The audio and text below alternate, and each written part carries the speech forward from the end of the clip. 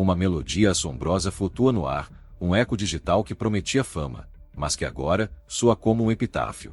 Sob o sol impiedoso de Los Angeles, um carro de luxo, um Tesla silencioso e elegante, tornava-se o centro de um pesadelo que a internet jamais esqueceria. Dentro dele, não havia o brilho da tecnologia ou o cheiro de couro novo, mas o silêncio pesado da morte. A fama é uma faca de dois gumes, e para um jovem artista em ascensão, um de seus lados estava prestes a cortar fundo demais, revelando um abismo de segredos, obsessão e uma verdade terrivelmente sombria. O que acontece quando a canção de amor de um ídolo se transforma na trilha sonora de um crime? E quando cada verso, cada nota, parece uma confissão velada, sussurrada para milhões que não sabiam que estavam ouvindo o prelúdio de uma tragédia? Esta não é apenas a história de um crime, mas um mergulho na escuridão que se esconde por trás das telas, dos palcos e dos sorrisos ensaiados. Se você acredita que a verdade é sempre mais estranha que a ficção, fique conosco e se inscreva, pois as cortinas estão prestes a se abrir para um espetáculo macabro, onde o amor e a morte dançam uma valsa perigosa, e cada pista é um degrau a mais na descida para a loucura. Seu nome era David, mas para o mundo, ele era D4VD, um fenômeno musical forjado nos confins da internet, cujas baladas melancólicas capturaram o coração de uma geração. Com apenas 20 anos, ele personificava o sonho moderno, um jovem talento que transformou a angústia adolescente em singles de platina. Suas músicas falavam de corações partidos e amores impossíveis, mas ninguém poderia imaginar que a mais sombria de suas composições, Romantic Homicide, seria uma profecia. Lançada em 7 de setembro de 2022, a canção explodiu nas paradas, uma melodia cativante sobre um amor que termina em tragédia. O que o público não sabia era que a data de lançamento não fora um acaso, mas uma marcação no calendário, uma celebração macabra. Era o aniversário de Celeste Rivas Hernandes. Naquele dia, ela teria completado 13 anos. Celeste não era apenas um nome em uma certidão de nascimento, ela era o fantasma que assombrava a carreira de David. Uma menina de 15 anos cujo corpo seria encontrado no porta-malas do Tesla do artista, encerrando uma busca desesperada e dando início a um escrutínio público sem precedentes. A narrativa que emergiu das profundezas da internet era perturbadora, um quebra-cabeça montado com peças de conversas em servidores de Discord, fotos vazadas e letras de músicas que, sob uma nova luz, pareciam incrivelmente literais. A acusação era direta e devastadora. David não apenas mantinha um relacionamento romântico com uma menor de idade por anos, mas também era o principal suspeito em sua morte. A linha entre a ficção de suas canções e a realidade de seus atos parecia ter se desintegrado completamente. A internet, que um dia o coroou como rei, rapidamente se tornou seu juiz e carrasco. As evidências, ou o que se apresentava como tal, eram avassaladoras, um dilúvio de acusações que pintavam o retrato de um predador escondido sob a fachada de um artista sensível. A história sugeria que a relação deles começou quando Celeste era ainda mais jovem, talvez com 12 anos, um detalhe que transformava a tragédia em um conto de horror moderno. Romantic Homicide, a canção que o levou ao estrelato, agora era vista como marco zero, um hino doentio dedicado a uma criança no dia de seu aniversário, um prenúncio do que estava por vir. A obsessão de David por Celeste parecia documentada em sua própria arte, em canções vazadas onde ele cantava sobre o nome dela tatuado em seu peito e o cheiro dela em suas roupas, uma devoção que soava menos romântica e mais predatória a cada repetição. O caso se aprofundava em um pântano de cumplicidade e silêncio. Mensagens antigas revelavam que muitos no círculo íntimo de David, e até mesmo em suas comunidades de fãs, sabiam sobre Celeste. Eles a chamavam de namorada dele, comentavam sobre seu status de menina desaparecida. Mas o alerta nunca soou fora daquelas bolhas digitais. O silêncio, ao que parece, tinha um preço. Alegações surgiram de que David pagava amigos e conhecidos para manterem a boca fechada, transformando todos em cúmplices de um segredo que apodrecia lentamente, longe dos olhos do público. O que se desenrolava não era apenas a queda de uma estrela, mas a exposição de um ecossistema doentio, onde a fama concedia impunidade e a juventude era uma mercadoria. A questão que pairava no ar, densa como a fumaça, era simples e aterrorizante. O artista que cantava sobre um homicídio romântico havia realmente transformado sua música em realidade? A escuridão em torno do caso David não era feita apenas de sussurros, mas de pixels e timestamps, de evidências digitais que pareciam gritar sua culpa. Cada fragmento, por si só, era perturbador, mas juntos, eles teciam uma tapeçaria macabra que parecia irrefutável. A data, 7 de setembro, tornou-se um símbolo, um farol sombrio que guiava os detetives da internet. Não se tratava de uma única música lançada no aniversário de Celeste, mas de um padrão, uma fixação quase ritualística. Por vários anos seguidos, David escolheu essa data específica para seus lançamentos, um ato que desafiava a lógica da coincidência e sugeria uma intenção deliberada, um significado oculto que apenas ele, talvez, Celeste, conheciam.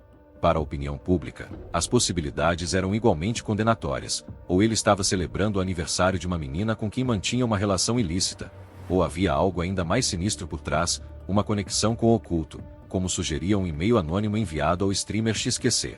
Esse e-mail introduziu uma teoria que gelou a espinha de muitos, a de um sacrifício ritualístico. O autor da mensagem apontava que o dia 7 de setembro coincidia com uma lua de sangue, e que o assassinato de Celeste poderia ter sido parte de um ritual macabro. A ideia parecia saída de um roteiro de filme de terror, mas encontrava um eco perturbador na própria estética de David. Sua fascinação pela morte não era segredo, era parte de sua marca. Ele já havia encenado funerais em seus shows, flertando com a mortalidade como um tema artístico. A descoberta de que ele tinha uma música inédita chamada Super Blind Mo adicionou mais uma camada de suspeita, tornando a teoria, por mais bizarra que fosse, estranhamente plausível. Era como se David estivesse deixando um rastro de migalhas de pão, pistas de sua própria depravação escondidas à vista de todos, em suas letras, em suas performances, em suas escolhas simbólicas. As letras eram, talvez, as testemunhas mais eloquentes. Em uma canção inédita, apresentada em um show em junho de 2023, ele cantou abertamente sobre desafiar a lei, uma confissão pública musicada. Eu não me importo com a lei quando estou com você, porque eu a quebro o tempo todo. Para a multidão que ouvia, eram apenas versos de um artista provocador. Para aqueles que agora conheciam a história de Celeste, soava como uma admissão de culpa, uma declaração de que seu relacionamento com a adolescente era um crime que ele cometia conscientemente. Até mesmo os títulos de seu novo álbum pareciam narrar a tragédia em sequência. Crashing, colidindo. Where did it go wrong? Onde tudo deu errado. Ghost, fantasma. Where did you go? Onde você foi? Afterlife, vida após a morte. Era a arte imitando a vida, ou a vida se tornando uma performance artística horripilante. As imagens eram igualmente condenatórias. Uma foto postada em seu Close Friends no Instagram mostrava o casal junto, um segredo compartilhado com um círculo seleto. Em outra, ele habilmente cobria o rosto dela, uma tentativa clara de esconder a identidade de uma parceira que, ele sabia, era jovem demais. Havia tatuagem com o nome David no dedo dela, um marco permanente de uma ligação proibida. E a foto dele usando uma camisa que dizia, eu amo minha namorada, com um coração que supostamente continha uma foto dos dois, uma imagem que a própria Celeste teria compartilhado em um servidor de Discord, um gesto de orgulho adolescente que agora parecia tragicamente ingênuo. Enquanto alguns fãs tentavam desesperadamente argumentar que existiam duas Celestes, uma adulta e a adolescente, as evidências visuais tornavam essa defesa cada vez mais insustentável. A mãe da menina desaparecida havia dito às autoridades que sua filha estava namorando um rapaz chamado David, e as roupas usadas pela namorada de David nas fotos batiam perfeitamente com as da menina desaparecida. Não era coincidência, era um pesadelo se tornando realidade. E a cada dia, mais peças do quebra-cabeça surgiam das profundezas da internet. Uma captura de tela do Discord mostrava David reagindo com hostilidade quando um usuário perguntou quem era a garota na foto com ele, chamando de federal e ameaçando processá-lo por vazar a imagem. Era a reação de um homem com algo a esconder, um homem que sabia que a exposição de seu segredo teria consequências devastadoras. Um videoclipe lançado meses antes, que mostrava uma figura enterrando um corpo no porta-malas de um carro, já não parecia mais uma simples ficção, mas um ensaio para o crime real. Enquanto a internet construía seu caso, a pressão sobre aqueles que conheciam David se tornava insuportável. Amigos e colaboradores, que antes o elogiavam como um bom rapaz e um grande cara, agora se viam forçados a se distanciar. Jason Derulo, que tinha uma música de sucesso com David, retratou publicamente sua defesa anterior, afirmando que não tolerava as ações do artista e que, na verdade, mal o conhecia. Era o som de pontes queimando, o isolamento de um homem cuja toxicidade se tornará radioativa. Todos fugiam da explosão, deixando David sozinho no centro da cratera. Se você já se perguntou até que ponto a arte pode revelar a alma de seu criador, este caso oferece uma resposta perturbadora.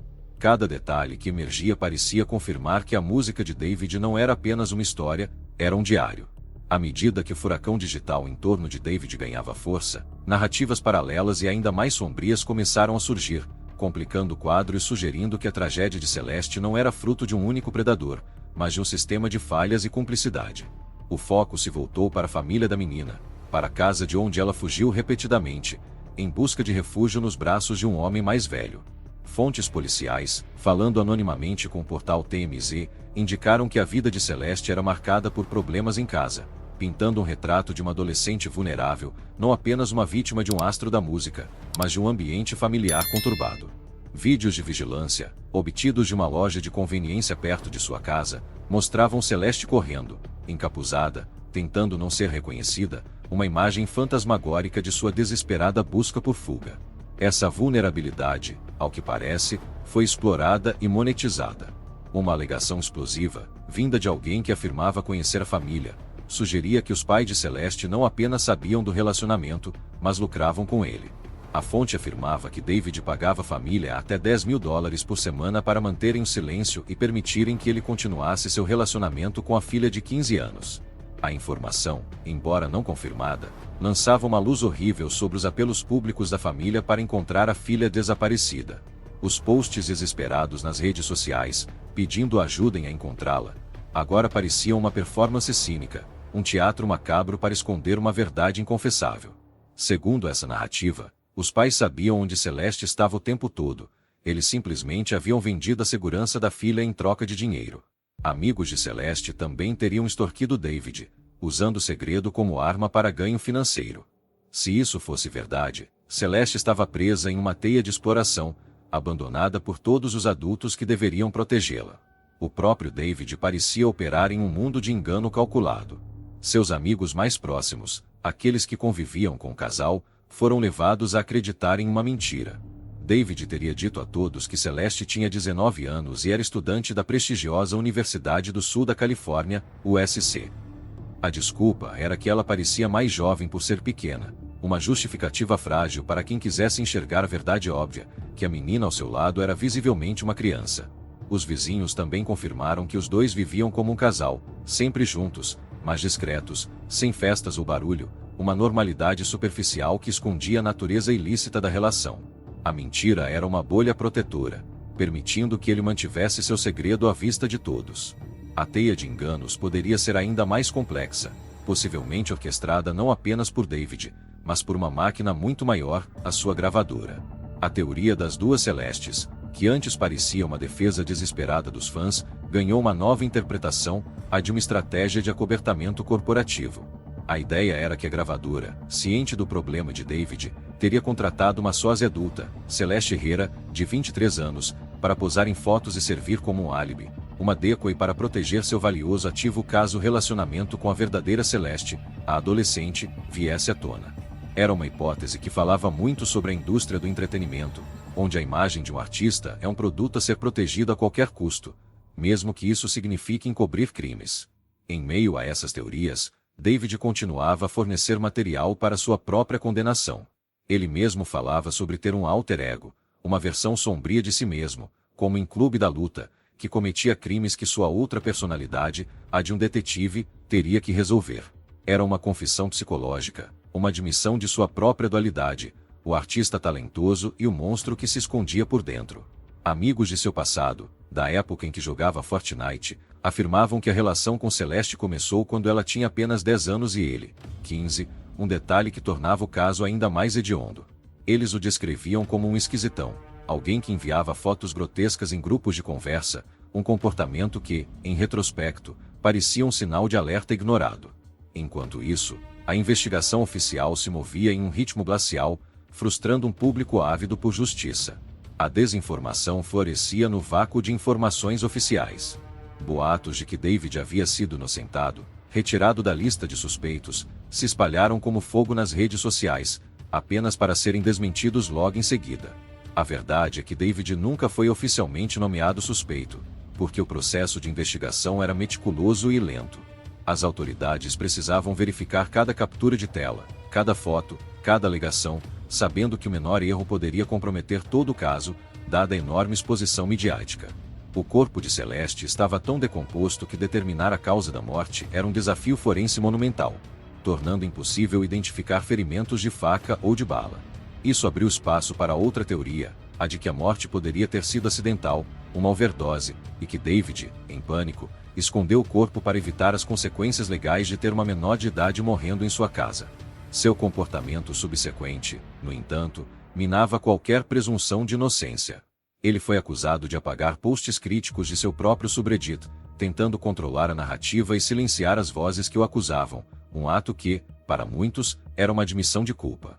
O silêncio das autoridades era ensurdecedor, mas as ações de David e a torrente de evidências online falavam mais alto que qualquer comunicado oficial. No final, a história de David e Celeste se torna um conto sombrio sobre a era moderna, um espelho que reflete as facetas mais perturbadoras da fama, da tecnologia e da vulnerabilidade humana. Independentemente do veredito que um dia possa ser proferido em um tribunal, o julgamento do público já foi selado. A carreira de David, construída sobre melodias de corações partidos, foi permanentemente fraturada pela suspeita de que ele não apenas cantava sobre tragédias, mas as criava.